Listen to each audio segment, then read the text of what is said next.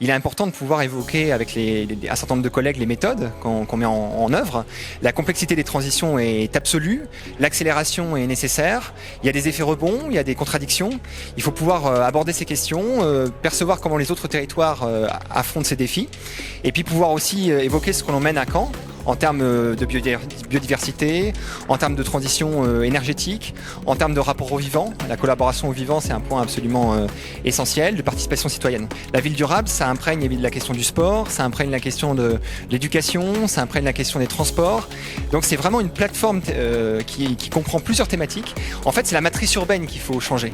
On a encore l'héritage aujourd'hui d'une ville qui est largement une ville moderniste, fonctionnaliste, avec une division des fonctions, une division des circulations. Et il faut arriver, tout en s'appuyant sur ce patrimoine, parce que le patrimoine, par exemple, à Caen de la reconstruction, il est très intéressant pour mener des initiatives de transition. Il faut pouvoir faire migrer la ville vers une mixité fonctionnelle, vers une mixité sociale, vers une mixité des circulations, et peut-être aussi vers une ville, alors on parle beaucoup de ville du quart d'heure, c'est aussi très décrié comme terme, mais une ville en tout cas où la proximité a un rôle plus important. La question, c'est aussi de pouvoir moins se déplacer, et donc d'être dans un régime de resserrement urbain, un régime de compacité urbaine, mais en même temps il faut que cette compacité urbaine qui va nous éviter de nous étaler, parce que à Caen on a un gros enjeu, c'est l'étalement urbain. On est une des villes en France symptomatiques de cette question. La question, c'est de pouvoir rétablir de la proximité, donc remettre en proximité le travail, l'habitat, diminuer le nombre de déplacements et être en sobriété énergétique aussi, par exemple dans les bâtiments. La question technologique est une des réponses parmi beaucoup d'autres que l'on peut mobiliser. En réalité, la crise écologique que l'on traverse, c'est aussi une crise culturelle. On s'est privé d'une relation avec nos milieux, on s'est privé d'une partie de notre culture qui était de comprendre nos milieux et de collaborer avec eux.